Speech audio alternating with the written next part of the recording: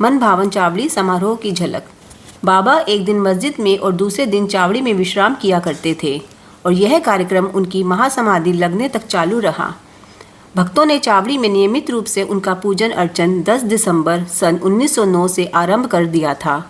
जब चावड़ी में विश्राम करने की नियमित रात्रि आती तो उस रात्रि को भक्तों का अपार जन समुदाय मस्जिद के सभा मंडप में एकत्रित होकर घंटों तक भजन किया करता था। उस मंडप के एक ओर सुसज्जित रथ रखा जाता था और दूसरी ओर तुलसी वृंदावन था। सारे रसिक जन सभा मंडप में ताल, चिपलिस, करताल, मृदंग, खंजरी और ढोल आदि नाना प्रकार के वाद्य लेकर भजन आरंभ कर देते थे। मस्जिद के आंगन में भक्तगण बड़ी उमंगों से नाना प्रकार के मंगल कार्य संपन्न करने में संलग्न थे। कोई तोरण बांधकर दीपक जला रहे थे तो कोई पालकी और रथ का श्रृंगार कर निशान आदि हाथों में लिए हुए थे। कहीं कहीं श्री साईं बाबा की जय जयकार से आकाश मंडल गुंजायमान हो रहा था। दीपों के प्रकार से जगमगाती मस्जिद ऐसी प्रतीत हो रही थी मानो आज मंगलदायिनी दीपावली स्वयं शिरडी में आकर विराजित हो गई हो। मस्जिद के बाहर द्वार पर श्री साईं बाबा का पूर्ण सुसज्जित घोड़ा श्याम सुंदर खड़ा था। श्री साईं बाबा अपनी गद्दी पर शांत मुद्रा में विराजमान थे कि इसी बीच भक्त मंडली सहित तात्या पाटिल ने आकर उन्हें तैयार होने की सूचना देते हुए उठने में सहायता की। घनिष्ठ संबंध होने के कारण तात्या पाटिल उन्हें मामा कहकर संबोधित किया करते थे।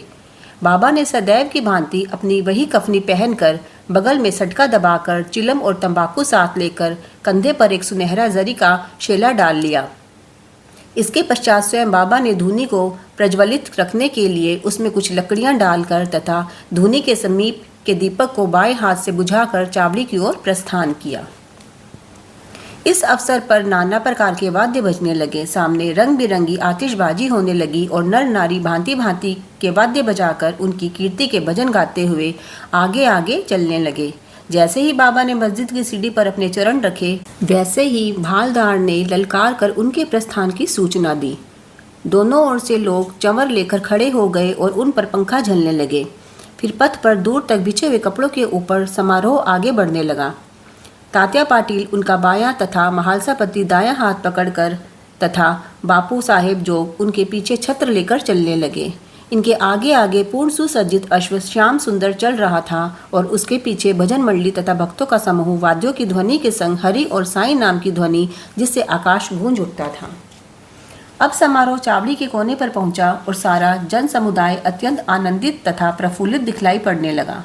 जब कोने पर पहुंचकर बाबा चावड़ी के सामने खड़े हो गए उस समय उनके मुखमंडल की दिव्य प्रभा बड़ी अनोखी थी।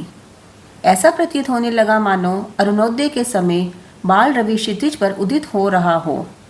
उत्तराभिमुख होकर वे एक ऐसी मुद्रा में खड़े हो गए जैसे कोई किसी के आगमन की प्रतीक्षा कर रहा हो। वाद्य पूर्ववत ही बजते रहे और वे अपना दाहिना हाथ थोड़ी ऊपर नीचे उठाते रहे। वादक बड़े जोरों से वाद्य बजाने लगे और इसी समय काका साहेब दीक्षित गुलाल की वर्षा करने लगे। बाबा के मुखमंडल पर रक्तिम आभा जगमगाने लगी और सब लोग तृप्त हृदय से उस रस माधुरी का आस्वादन करने लगे। चावड़ी की सजावट भी अति उत्तम प्रकार से की गई थी। चावड़ी पहुंचने पर तात्या पाटिल आगे बढ़े और आसन बिछाकर तकिए के सहारे उन्होंने बाबा को बैठाया। फिर उनको एक बढ़िया अंगरखा पहनाया और भक्तों ने नाना प्रकार से उनकी पूजा की। उन्हें स्वर्ण मुकुट धारण कराया तथा फूलों और जवाहरों की मालाएं उनके गले में पहनाई। फिर ललाट पर कस्तूरी का वैष्णवी तिलक तथा मध्य में बिंदी लगाकर दीर्घ समय तक उनकी ओर अल्पक निहारते रहे। नाना साहेब निमोणकर ने एक सुंदर वृत्ताकार छत्र लगाया जिसके केंद्र में एक छड़ी लगी हुई थी।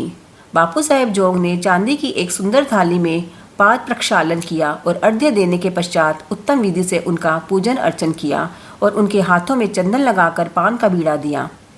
उन्हें आसन पर बिठलाया। फिर तात्या पाटिल तथा अन्य सब भक्तगण उनके शीश चरणों पर अपने अपने शीश झुकाकर प्रणाम करने लगे। जब वे तकिए के सहारे बैठ गए तब भक्तगण दोनों ओर से चंवर और पंख जलाने लगे।